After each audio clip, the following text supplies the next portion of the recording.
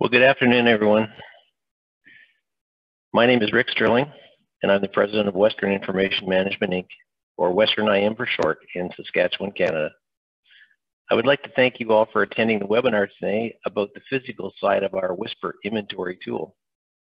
To start things off, just a quick story about how Whisper began.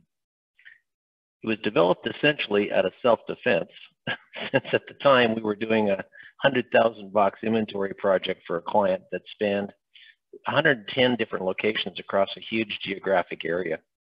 It is unlikely that many of you have that size of physical inventory to deal with, and for that you should be truly grateful. Suffice to say that in the end of a long and grueling but successful project, that the code we wrote did the job, since the project came in on time and under budget. We then did an immediate follow-on physical inventory project of a different kind for a client that had a full warehouse of information that needed to be inventoried/validated, and we enhanced the code again accordingly. At the end of all that, we just decided we should do something with the application, since very few suppliers were still working with physical information anymore, and there were really very few tools, if any, that existed in the marketplace. So at that moment, the Whisper tool was born. Although it started out as a physical inventory product, it has turned into a really versatile tool for content inventory in both physical and electronic form, and spans most of those content types that we all wrestle with on a regular everyday basis.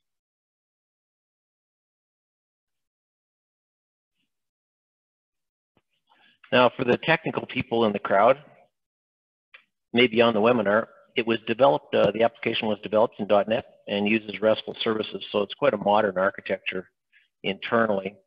It does have an API, and it's usually implemented in a software as a service, SaaS kind of format, although it can be on-prem if it's required that way with the client. And we'll talk more about that when we get to the electronic side of the Whisper tool. So just a reminder to everybody that the webinar today, that we will try to keep this about physical information. And there are follow-on webinars that speak to electronic capabilities in Whisper and how it can help you with many different kind of types of projects in your organizations. Make sure you sign up for the ones that you're most interested in, such as how Whisper would assist if your shared drive cleanup project is the one you're doing now. How Whisper works with SharePoint, if that's appropriate for you. How Whisper can allow you to get more value from your enterprise tier 1 applications like Perceptive or Documentum. We will further try to use these webinars to highlight how Whisper would assist in actual projects. I always think it's better to see something, how it would actually work and what the project might look like if I was going to do it. And that'll be the focal point of our webinar today, is doing a physical inventory/validation project. So why a physical inventory project now? Like, why now? And the answer is, in my mind, is fairly straightforward. So management is always telling me, when I stop and talk to them, they're looking for space. And we could probably help them get some of that when we figure out how to get rid of some of the physical information that's taking up that space now. And most of the professionals I talk to indicate that less and less paper is coming in from business units, and more processes are being converted to electronic form. Or to use the kind of current buzzword of the day, digital transformation is taking place. It's a perfect time, really, to consolidate all of that legacy metadata we have, and we've all got lots of it, probably in several different spreadsheet formats, homegrown databases, all kinds of other sources, into some kind of standard source of truth, which will allow us to validate the holdings that we think we have and inventory what we don't. Oh, and that means at the end of the project, we can probably get a sign-off for disposition of a whole lot of stuff that probably reduce operating costs accordingly, freeing up space, and a whole lot of other positive reasons for doing this kind of project. And for those of you that have to deal with the increasing numbers and complexity of freedom of information requests, a clean start and a source of truth we can trust would give a distinct advantage, I'm sure, to any organization in that regard. So what does a project actually look like?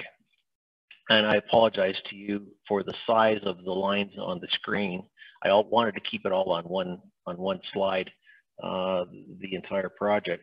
So first step of any project like this is usually try and write a project charter and get it approved through management. Of course, we need to do that. Once that's done, we're going to decide on communications plan to any of the business units involved.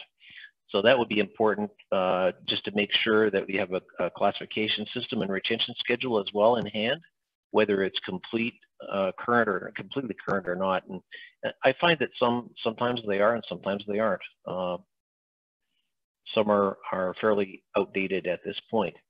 You probably want to plan out what extra things your team or teams are going to look for during the project, since there's no reason to leave any loose change on the counter.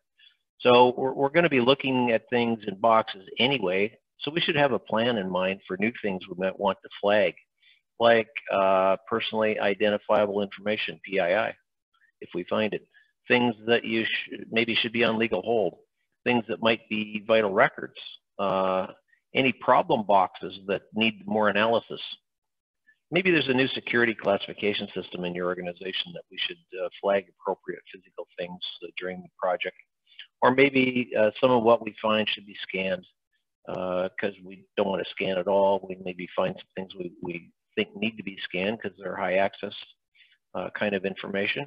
And then we'd have a backup in electronic form and an electronic OCR convenience copy for appropriate users to find. Maybe we even want to add barcodes or QR codes to our boxes on the way through to make our lives easier in the future, if we don't have them already. So one of the most important things about a project such as this is acquiring software tools that will really assist along the way. And that's my only sales plug for the day on the Whisper tool. Find some tools to help in this regard. So thinking about physical information from experience, I would say that most of you have some in offsite storage, such as Iron Mountain access, or your own record centers in some cases. Maybe you have your own mini record centers, for lack of a better term, in areas like basements, closets, other locations for both active and inactive records. So it can be really all over the place. You will have, you may even still have a corporate library of important publications that you want to control as well. Information in our control can readily be validated or inventoried, but we don't have the same kind of access to the information in offsite storage. So, well, a couple of things we could do there. We could get the offsite storage provider to give us a work area in their facility so they can pull the boxes from their locations and put them in a work location that we can have our team working inside theirs. Or we can have a team have the inventory pulled out of the record center and brought out to a working area inside your organization so your team can deal with it there. So one of two. This might sound expensive because we know it costs money to pull boxes, but all physical information that we validate or inventory may ultimately be signed off and shredded, and thus saves us a lot of storage cost over the long term. Some of you are wondering why we would want to validate offsite storage. But I've seen so many times where a corporation will simply have a business unit box up their information, put some kind of label on, and send it off to the record center with no concern at all as to what actually went in the box, particularly if it was related to retirement or something, something similar. So once we determine that we want to do with what we have, we can form our team. Now, if we haven't already done that, form the team. Let's not forget, we likely need to do some communication with the business units. That's a very important part of the procedure because we'll be working in there and we want them to know we're going to be working in there. And they have the subject matter experts that we can ask help from when we aren't certain about information in question in some of their information, physical information. The teams will also need a Wi-Fi hotspot so they can operate remotely in locations where reception is not necessarily perfect. So equipment to do the project is very important, making sure that all works and is teed up, ready to go. So I know, but not last but not least, run some tests on timing after the team is trained and do up a draft schedule. So once everybody gets kind of to know the ropes. We want to know how long we think this might take us. And I know that's pretty hard to do, but it'll also give us a baseline for later to know how we're doing as we go forward in the project. So planning, planning, planning are the keywords in this type of project. And now we're just going to go straight into the Whisper application. Just wanted to introduce Troy Sawyer, my partner and the lead developer at Western IM. And Troy actually wrote Whisper, and he'll be doing this webinar with me. So just to be clear to all of you, Troy is the technical one of the two of us doing the webinar today. Troy? Hello, everybody.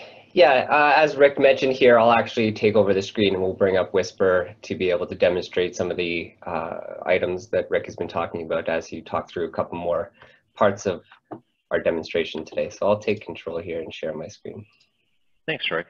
And don't forget, everybody, you can ask questions in the Zoom chat application along the way. We'll try to get to any questions at the end of the webinar today. If we can't get to all of them, we will reach out and get back to you answers after the fact. So we'll answer in some way, shape, or form all the questions that you have. So I've been in the IT business for a long time myself, and the thing that probably bothered me the most personally over the years is having to flip from screen to screen to screen to get something in a software application. You know, when you actually have to write things down between screen flips in order to complete a task? And Whisper was designed to keep everything together on one screen so that all of you information management professionals can quickly get the job done. So after a long time in records and information management, I know that all of you know exactly what you want to do, and Whisper will really aid in that chore. So Troy, how does that look in Whisper? Maybe you could give us a quick tour of the application, get us started. Yeah, for sure. So just what we're looking at right from the get-go here is the kind of main screen. We have three kind of major parts. This left-hand side is where we kind of see a flat list of our content. Currently, I'm looking at boxes since today's demo is going to be around physical inventory, but we can quickly just switch over here. This is just our demo repository that has a number of different types of objects in it. We'll focus on the boxes today. Right-hand side, we have basic content, or container and content. This is the information associated with the box in the top right. Things like department and function activity helps us functionally organize our content or in our containers. Within our containers, we have our volumes or folders. And if we actually select one here, we can kind of see not just a list of it, but this particular piece of information, this volume. It's classification, to and from dates. Now, the thing that we like here, especially with the validation parts or accessing information, is that we kind of kept everything on the same screen here. I'm looking at a subset of containers, my boxes in particular here.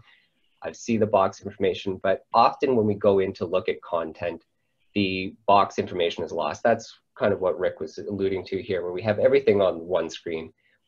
The container that this volume lives in is very important to the actual entirety of the information. So I can see a container number, maybe it had a row bay bin, but that is very important to the content that we're looking at. So again, we didn't have to jump to a different screen. We're seeing all the information associated with the content that we're searching against, as well as a particular piece of information on the right-hand side. That's great, Troy. Thank you. Can we see, you know, if we got a box there, we can look at a particular box that's got some content in it, Troy. So that's the box, and then the content shows up in the lower pane on the right-hand side. I see. Yeah, this one didn't have any. Yep. So here, this is my ADM box that I made yesterday. That had ADM. That's the one with the rubber boots in it, Troy.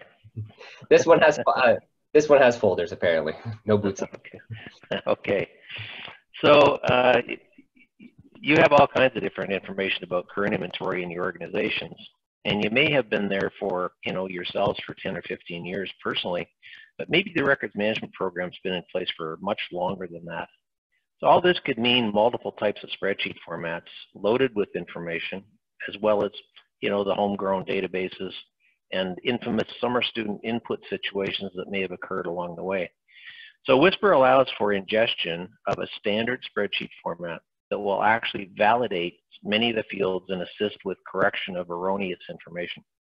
So move the spreadsheet. So that's the first job. Move the spreadsheets into the standard format, or we can assist with professional services to get all that disparate sources of information into Whisper in a very consistent way at the start of the project. And once we loaded all that existing information you have about your physical holdings, we can go on with the project, knowing that the information we have in Whisper then is aligned into a consistent format. So how do you validate it all?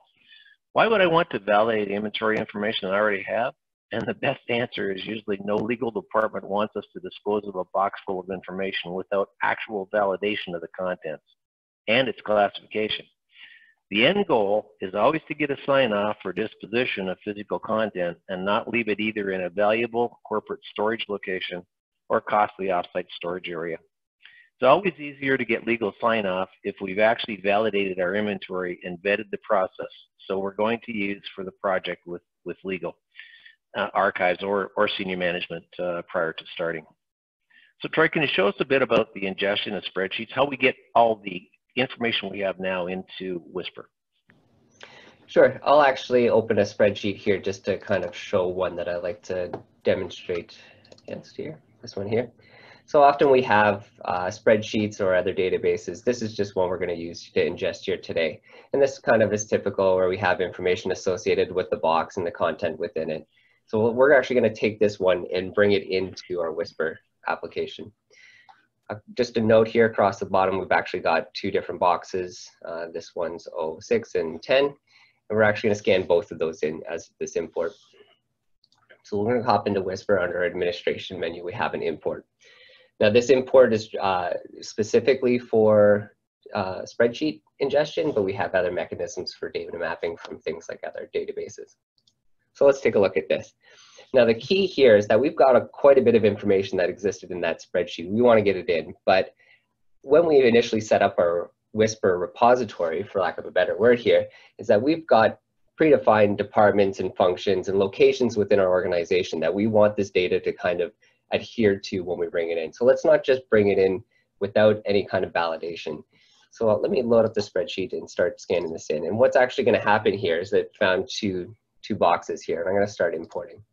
Now within that spreadsheet, it actually found a location that it's trying to import for my box, that first box in the spreadsheet. But it found a location called demo company. But within our Whisper application, we don't have a demo company. So it's asking me, which one did you actually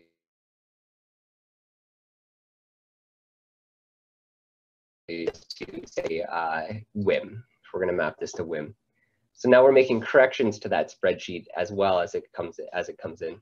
Found a department called demo company as well. So let's actually, we've got some departments within our organization. Let's actually make this, this is ECO. So let's make this executive council.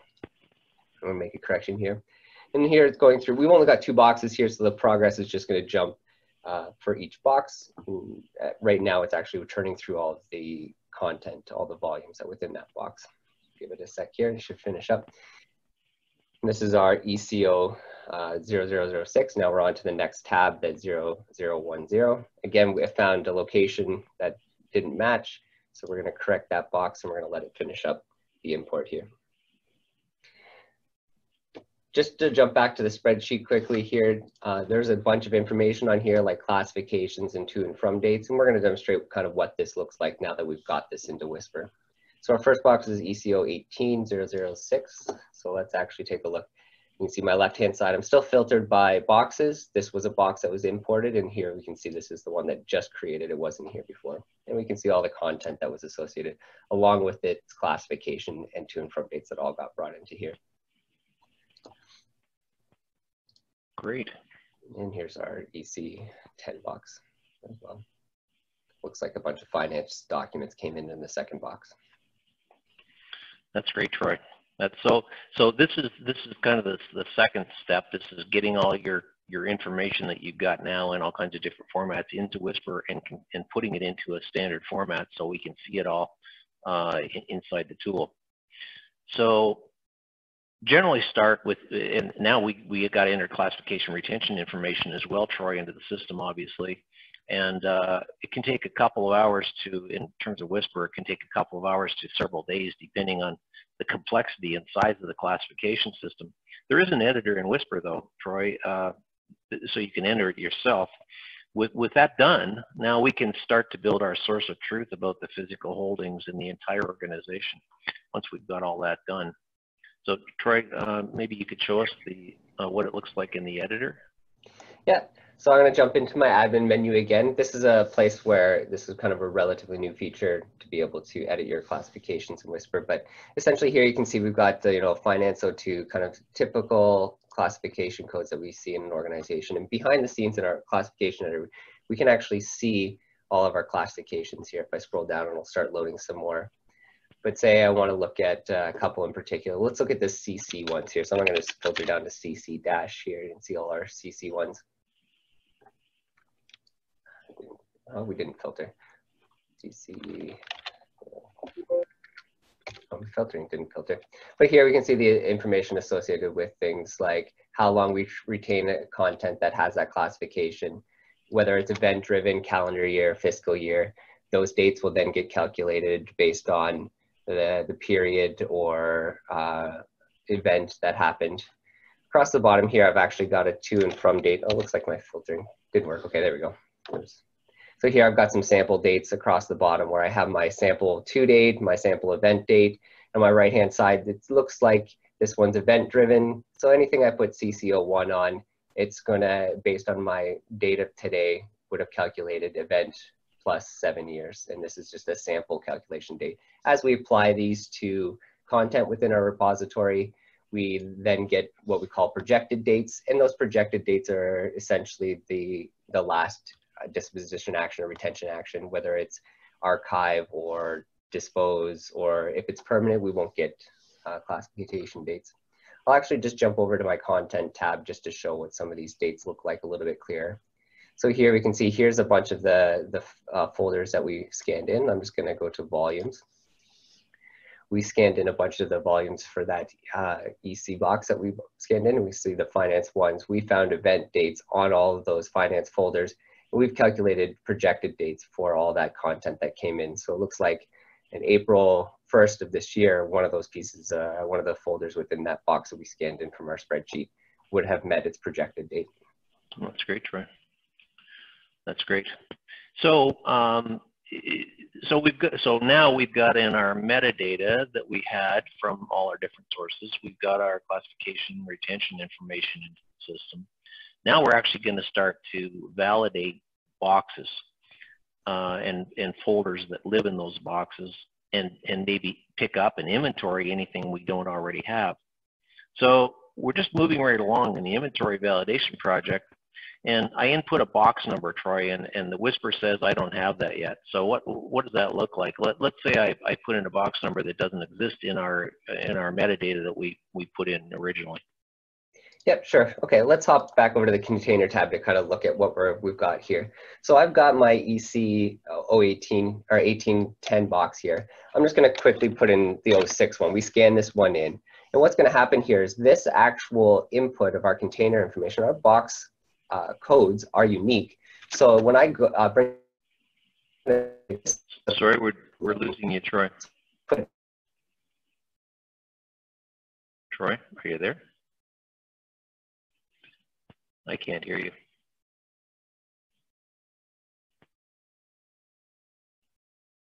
Just hang in, everybody. We'll wait till Troy comes back. I know there's been some internet issues around the office in the last day or so.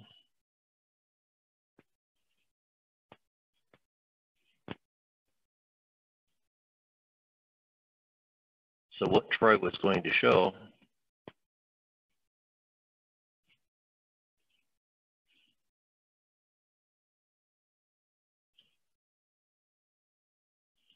let me look at my chat screen here.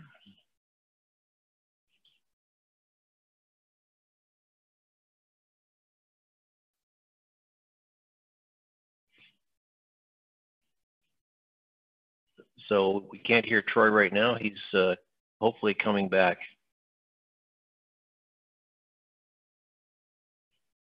Sorry, I'm back.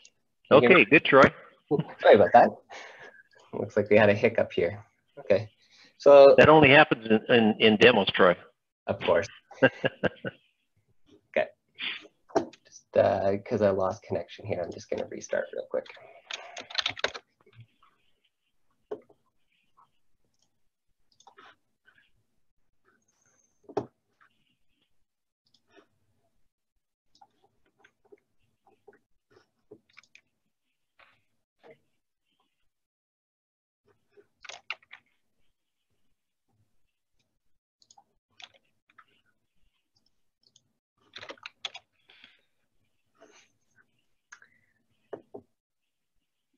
That's great, Troy. You're coming back here. Yep, looks like it.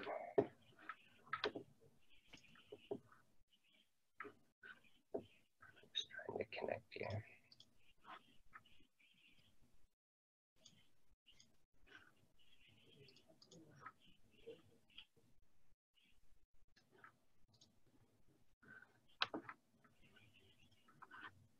Maybe.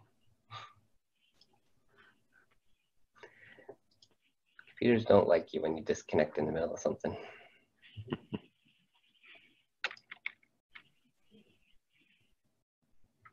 Okay, there we go.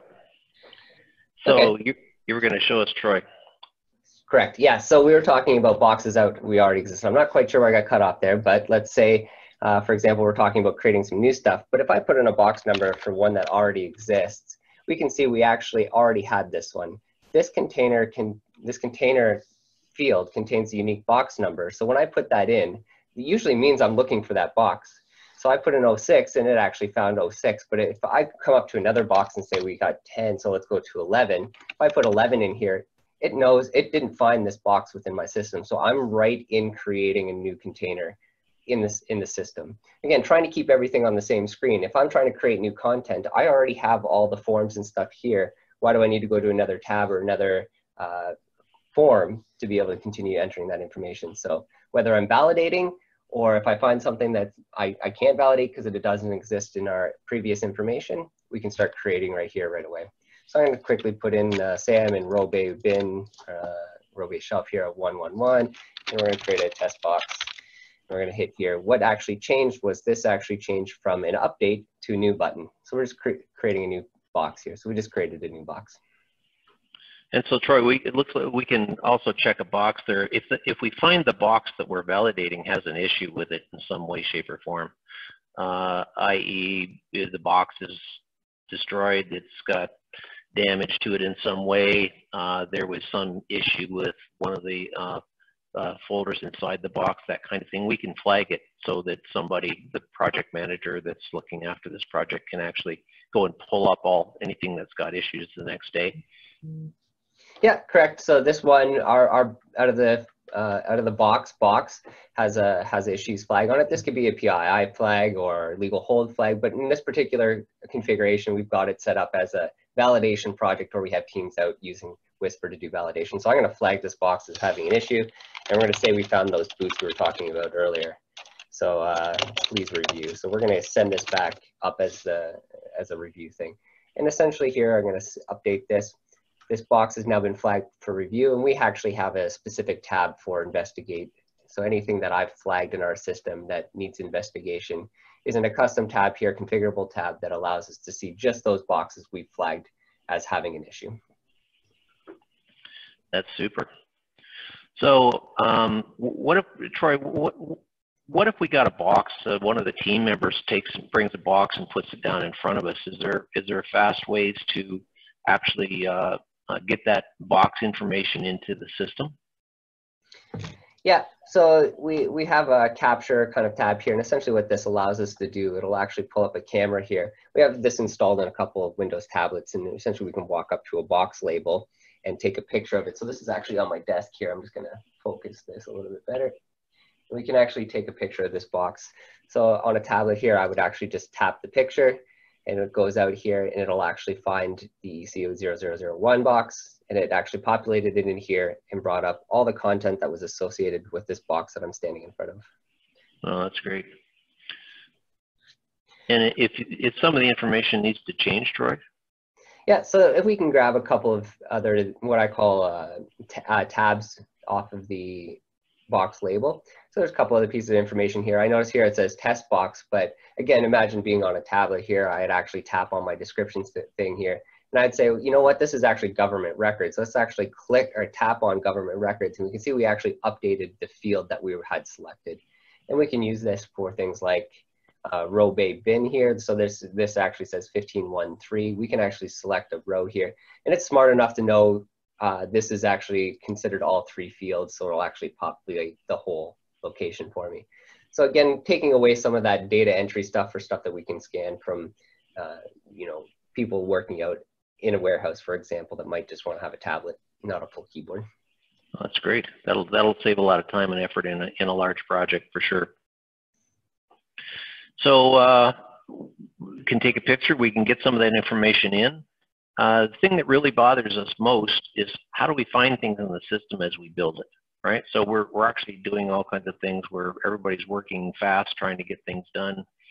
Whisper has a powerful filter and search system in it so we can get done what we need to do fairly quickly. So Troy, can you just bring up a box we looked at earlier so we can see some of the content and how that filter system might work?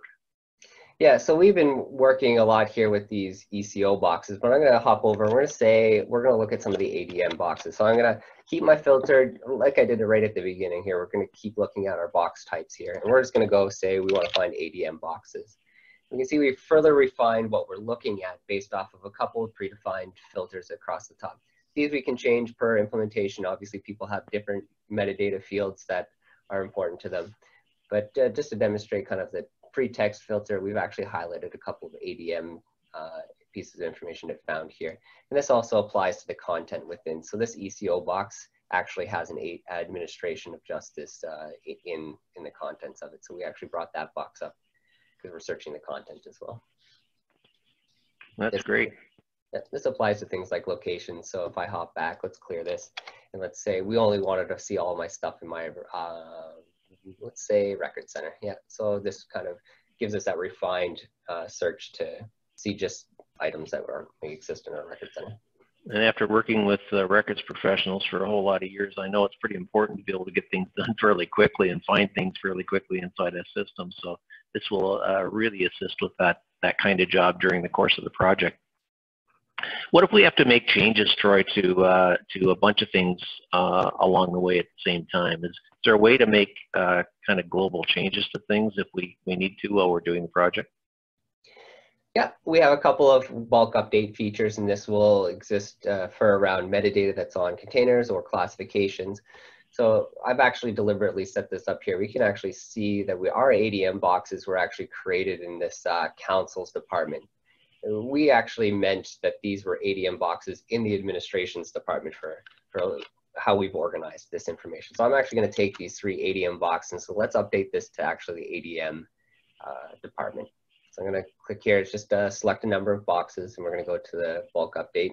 This will update metadata. We can take a look at classification next year. So let's just do a bulk update. And this also kind of applies to transfers as well. A lot of time when we're doing transfers, we're just updating metadata on our boxes. Say that I'm looking at items that are in the record center, maybe they've moved to Iron Mountain, and as part of this, we can specify the location as well. So let's actually do this.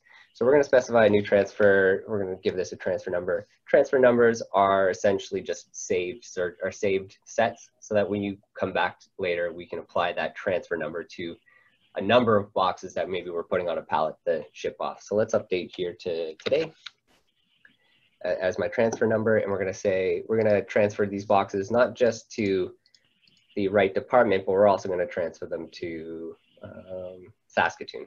We're going to say we're moving them to Saskatoon. So this was the actual error on our boxes. The department I noticed was wrong. So we're going to update to administration. We're not going to change function or activity. We're going to keep those the same. We're just going to update those 3.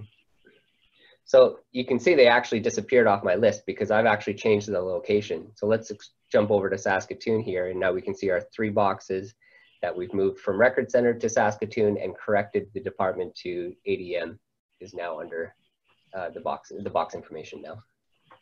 And we can actually change the classification as well, Troy, because that happens sometimes, right? You get a classification in there and you go, hey, wait, we got to change this. Yep. So let's actually, I'm just going to hop over to one of those ones we we brought in earlier. The reason is these boxes all have consistent classification. Let's jump to a box that has a bunch of different classifications in it and update all of those. I hope I'm not losing connection again. Yeah, okay. So let's look at, say, that 10 box. Well, we found our 10 box here. So we can see, oh, that's the finance, all finance. Let's do 06 because that one had all separate, different ones here. So here we can see some legal, some CCO2, some government. And we just realized that whoever did this was totally out in left field. All of this should actually be, say, let's pick one that's got projected dates. So let's go CCO2. So everything in this box should be CCO2. We'll just bulk update on one box, but we're actually updating all the content within it. So let's bulk classify. I've left this screen here just to demonstrate a lot of classifications we're looking at right now is the one level. We do have configurations where we have primary and secondary capabilities as well. So I'm just going to change the classification on this one to CCO2. We could update the from and to dates, but we've brought this in from the spreadsheet and we feel that's correct information. So we're not actually going to change to and from dates or event dates. We're just going to update everything's classification. Update. I'm still running a bit slow here, sorry. But all the content within here now has been updated to O2. That's just so that makes it really fast to get those kinds of things done when you're in the middle of a project, when you need to change from one thing to another. That's really good. How about reporting, Troy? So reports are always kind of that tricky piece of any system, so that nobody's report ever looked exactly the way that anybody else wanted to see it. So I could give somebody 16 different reports and none of them would be exactly the way they wanted to see them. So does Whisper have that ability to allow you to design a look and feel so you could, use on a regular basis with your own, in your own organization, put a logo on it, that kind of thing? Yeah, there's a couple of quick ways that we like to do reporting. I'll kind of run through each one just quickly here. The way I like to explain it is just like I explained at the beginning of the webinar, is that we have kind of three major areas in this main screen here. So we can report on those. So I've got my left-hand side here. I'm looking at boxes, and let's actually just go down to the ones that we shipped off to Saskatoon. Maybe I've got to pass this information along to somebody that's outside the Whisper system, for example. So what I see on my left-hand side is actually called the report, generate report. And we're gonna, in this one, we'll just do a raw dump. Later on, I'll show you one with some formatting. So I'm just gonna say, I've filtered down to this piece of information and I want to just get this information. So here we can see everything that we saw on my screen is now put out into an Excel spreadsheet. And from here, we can do things like put this into another report, add some sorting. The sorting could have come from Whisper as well. But this is just kind of the raw information. Actual reporting to let's get this into something a little bit more fancy. I'm actually going to hop over to the right hand side of the screen. So this is the kind of second reporting. So we're going to actually take this box that we had here, the 06 box, and we're going to generate container. And you can think of the container report as the right hand side of the screen, including all the content that's within it. So we're actually going to get all the metadata associated with that box as well as the content in it. And I'm actually going to put one here into a Western IM template that I have here, and we can see how this looks. So here you can see that we've got all that information, the content types, the classification to and from dates, all put into something pre-formatted here. And these templates are just Excel templates that you can actually modify even as a user if you understand what's happening here. But we just added a bunch of tags in here that said where I see department, put the department next to it. Here I added a random signature box so that when I pass this off for sign off, that it went to Saskatoon, this is where they would sign their name, for example. They're just simple Excel. And then the last one here, I don't know if I've got a fancy template set up. If I actually selected one piece of content and I just want to give this information to somebody for this particular volume, and that's the last one here, generate content. It looks like I don't have any templates here, so this is just going to be a raw dump into a spreadsheet, and this is kind of what we see. And this is just all the information. Again, we want the box information because where that volume is, the box that it's in, that information is important to the volume content as well. Just to highlight here, we have been looking at boxes, but we could have been looking at things like cabinets, For example, here we'll open up a sample cabinet here. I've got drawer 1, 2, 3 with a couple of files in it. When it pertains to physical information, shelves, maybe everything was put on shelves, and we've got, these are actually core samples and not volumes. And here we can see where we're starting to see a little bit different metadata. And again, when I generated this report, I would see the metadata associated with the shelf and the core content, not just the predefined one as the volume that we saw earlier. So while we're in the project, Troy, and we're into the reporting piece of things, what if we have to generate a label? What if we have to print a label? Yeah, so let's hop over to a box here. So we just ingested this 06 box here. So we're going to go into here. And you can actually do this pretty granular. We can actually select a subset of volumes that we want to do the labels for. Maybe these ones were damaged and we're recreating the folders. All the other folders in the box were fine. And out of the box, what we do is we generate a form that's formatted to one of the Avery standards. So out of the box, we get something that kind of looks like this. Let me hit the print button. And this will just bring up pre-formatted into, so if I hit print on this, this will actually go out to one of the Avery label standards. And this is just the information for each of the volumes that I had selected. Not all the volumes in the boxes. You get to pick which ones you'd like to generate labels for. So I could put a barcode on there though if I wanted to, Troy. Yeah, so we didn't have, when we scanned in this box from our spreadsheet, we didn't have any barcodes there. So what I'm going to do is I'm actually going to assign one of these volumes a barcode manually just to kind of show where the information lives. We can auto-generate some of these barcode numbers based on when we bring them in, but I left it blank for now so we can kind of see where this lives. So I'm going to say 7, 8, 9, 10, 8, 0. So this is actually going to be my barcode number. So I'm going to save this. And if I actually generate the label again for a couple here, just to demonstrate, we're going to generate the labels for these three. Because that first one actually had a barcode information with it, we generated a QR code to put on the label for the volume just before we stick it on. We have a number of ways to scan these. We can do it through the capture that we demonstrated earlier with the box label. Instead of OCRing, we can scan a barcode. We also have a mobile app that we'll probably look at in a separate webinar at a different time, where you can actually scan barcodes and QR codes or take pictures of box labels from a mobile app as well. That's really good, Troy. So none of us really have ever had unlimited budgets for any projects that we wanted to do. I think you'll all agree with me on that. Whisper was actually designed to be that tool that gives us the scope to do many of the projects that we've always wanted to do at a really manageable price point, so that we can actually get some important things done without waiting for the next budget year. So Whisper offers a really inexpensive way to get things done. You get to do the jobs you've always wanted to do and could never afford without the budget you never had. So I want to, at this point, I'm just going to look at our chat screen, and I don't see any questions on here. If anybody wants to ask any questions, we could certainly do that. Because this project is about physical information, we're not really looking at the electronic portion of the Whisper tool, but the next webinar will be on shared drive cleanup and how Whisper would aid in that type of a project. And again, talking about that kind of project. And I know, because I talk to people all over the country, that everybody's still got that kind of problem in their organizations.